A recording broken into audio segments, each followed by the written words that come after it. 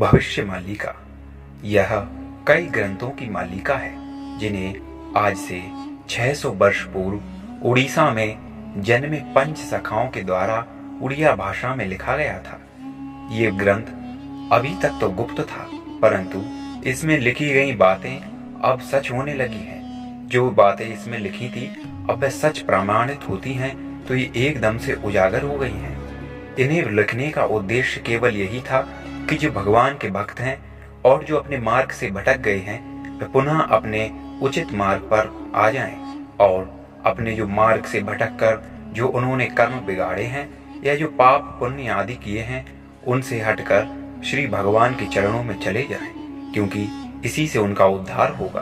भविष्य मालिका में ऐसा लिखा गया है कि सन 2025 में जब मीन राशि में शनि का चलन होगा तब ये सभी आपदाएं अपना तीव्र रूप धारण कर लेंगी। ये आपदाएं भविष्य मालिका में कुछ निम्नलिखित प्रकार से हैं, जैसे तृतीय विश्व युद्ध, खाद्य संकट, पवन प्रलय, जल प्रलय, अग्नि प्रलय, भूकंप, अकाल और अनजान बीमारियां।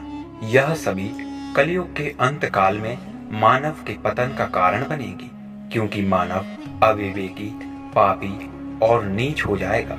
वैसे तो कलयुग की उम्र 4,32,000 साल है, परंतु भविष्य मालिका में ऐसा लिखा गया है कि पाप बहुत अधिक हो जाने के कारण 4,32,000 साल वाला कलयुग भी मात्र 5,000 साल का रह जाएगा। भविष्य मालिका में और भी अनेक संकेत मिलते हैं, जिसमें लिखकर पंचसखा ये बताना चाहते हैं कि जब ऐसे ऐसे संकेत आपको मिलने लगे तो समझ जाना कि कलयुग अब अपने अंत की ओर बढ़ चला है। कलयुग का अंत बहुत ज्यादा निकट है।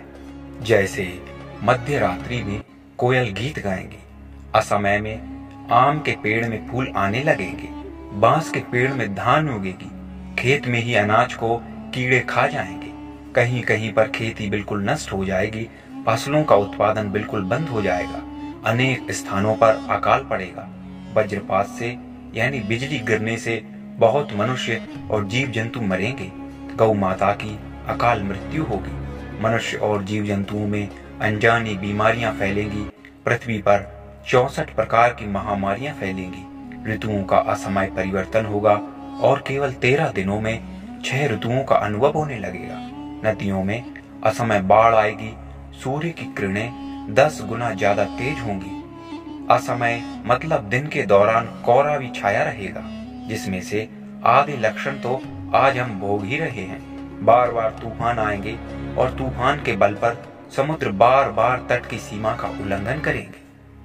पहले तो भयानक सूखाएं पड़ेंगी, फिर इतनी वर्षा होगी कि पहाड़ों की चोटियों तक बाढ़ आ जाएगी और इससे मनुष्य और जीव जंतुओं की मौत होगी।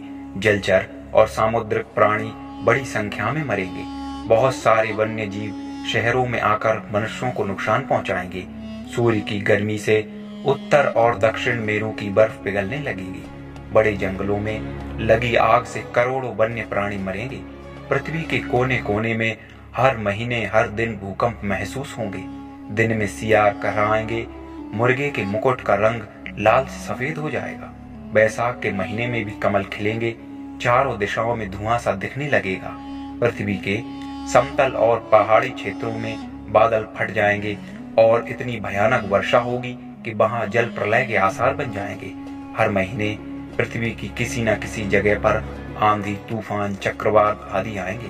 पृथ्वी में बहुत सारी नई नई गुप्त ज्वालामुखी जागृत होने लगेगी और बड़े बड़े ज्वालामुखी अंत काल में विस्फोट होंगे। ये सारे लक्षण जो पंच सखाओं ने भविष्य मालिका में लिखे हैं, ये भौगोलिक बदलाव हैं कि जब कलयुग का अंत समीप आ जाएगा तब ऐसे ऐसे भौगोलिक बदलाव होंगे। भविष्य मालिका किसी को भयभीत करने के लिए नहीं लिखी गई, अपितु जो भगवान के भक्त हैं, जो अपने मार्ग से भटक गए हैं, उनको पुनः मार्ग पे लाने के लिए लिखी गई है। क्योंकि जो श्री भगवान की शरण लेगा उसका कोई कुछ नहीं बिगाड़ पाएगा, क्योंकि जो भगवान की शरण लेता है वह इस लोक और परलोक दोनों में ही सदा विजयी रहता है और श्री भगवान का अत्यंत प्रिय रहता है। इसलिए हमें अपने कर्म सुधारने की बहुत जरूरत है, क्योंकि जाने अनजाने में ही मानव ने अपने सारे कर्म क्रियाओं को बिगाड़ लिया है। यही कारण है उसके पतन का। ये पंच सखा भविष्य मालिका में कह रहे हैं, जिसको निराकार प्रभु की इच्छा से उन्होंने लिखा है।